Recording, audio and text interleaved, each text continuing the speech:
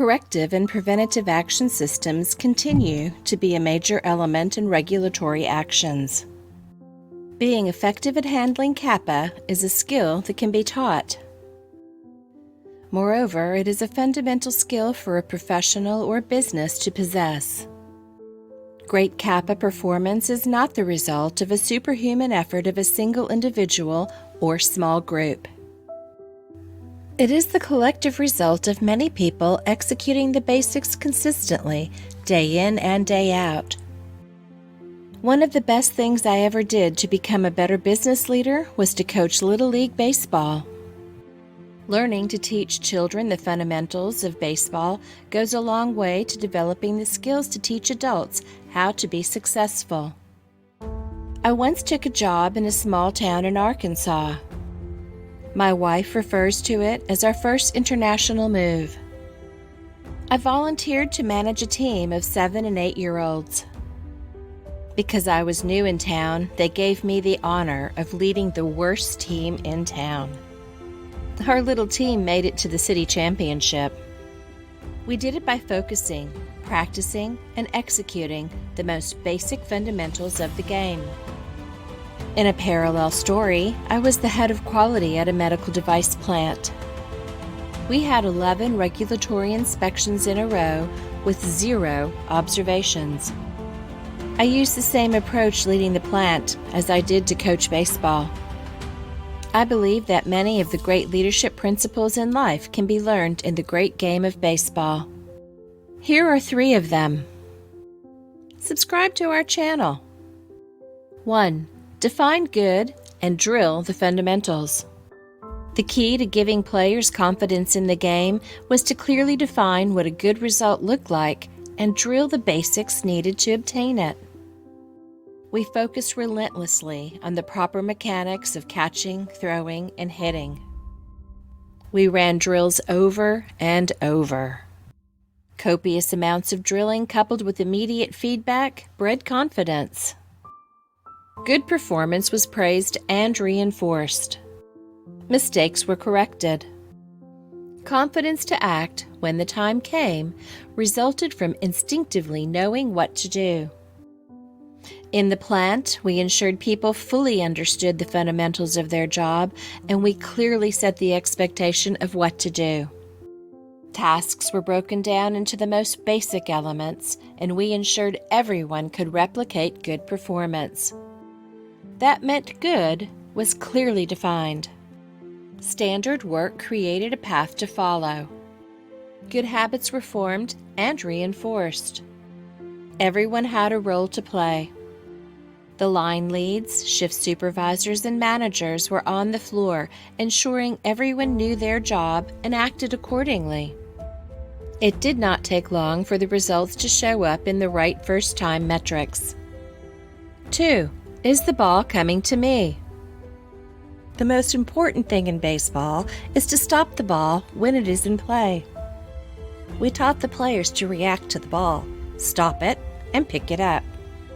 Nothing else could happen until someone picked up the ball. Someone had to act and do so effectively. Every player knew to go get the ball when it was coming in their direction. When the ball did not come to them, they covered their base to be ready to make a play. Everyone had a job on every play. It was simple. If the ball was coming towards them, get the ball. If the ball was not coming towards them, go to their base. Binomial decision-making is easy to teach. They were response-able to act because we drilled it constantly. In the plant, the best people to detect and react to a quality issue are those closest to the action. Problems are solved when someone sees them and takes responsibility to act. Teach the team what to look for and what to do when something happens. They are responsible for their process and have a huge impact on ensuring the issue is contained. The earlier one detects the problem, the better chance of identifying the root cause and remediate. Breed a culture of action. We are not spectators in life, but active participants in the events that unfold. involved the shop floor to implement improvement. One key element to instilling a culture of action was getting operators and supervisors involved in process improvement kaizen teams. The cross-functional nature of the kaizen created a positive team environment. Executing current state and future state process maps gave everyone a consistent, deep understanding of the process and its outputs.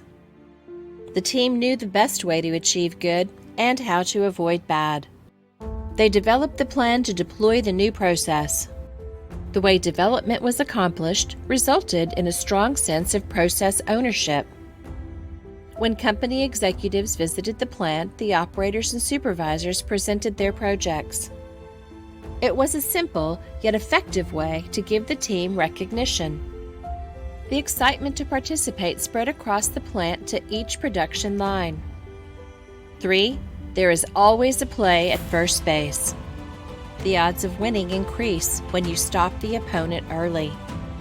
The fog of confusion dissipates when clear direction is given on what to do. We practice the throw to first at every practice. We win a lot of games because our team stopped runners from getting on first base. Runners that do not make it to first do not score. Even with runners on other bases, getting the easy outs at first brought the innings to an early end and stopped the bleeding. Our team always knew where they could make a play. Inspections will always involve deviations and corrective and preventive action. We knew exactly where the investigators were going. We prepared to shut them down by executing those systems well. I implemented quality review boards at my last 3 manufacturing plants. We covered deviation and CAPA. They were our teaching times. Deviation and CAPA teams came ready to present the results of their root cause investigations and defend their CAPA plans. Those meetings were moments for them to learn what data to present and how to answer questions. They increasingly became prepared for every contingency and question. The benefit was twofold.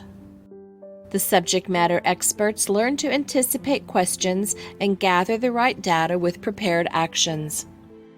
They also learned to think quick, to answer questions when challenged. The quality of the files and quality of their defense increased.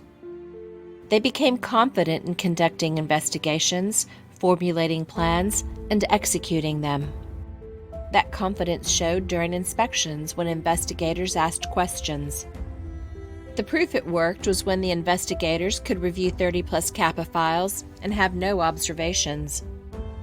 Some CAPA files were so self-sustaining that investigators did not even have a question. This is team execution at its best. People care when they know you care. Great inspection results are not derived from a flurry of last-minute remediation activity. They come from mundane and consistent execution of the fundamentals day after day. It is not the quality department or production managers alone who ensure positive results. It is the operators and engineers closest to the action who make the biggest difference. Quality and production professionals who are not regularly on the shop floor coaching and teaching will not have a big impact on plant operation. I would model the behavior with daily random visits to the shop floor. I expected to see my quality team on the floor, so I went to the floor. The line operators cared because they knew I cared. Subscribe to our channel and click the notification bell. Be sure to follow the Sincero Consulting business page. Read my other articles on CAPA.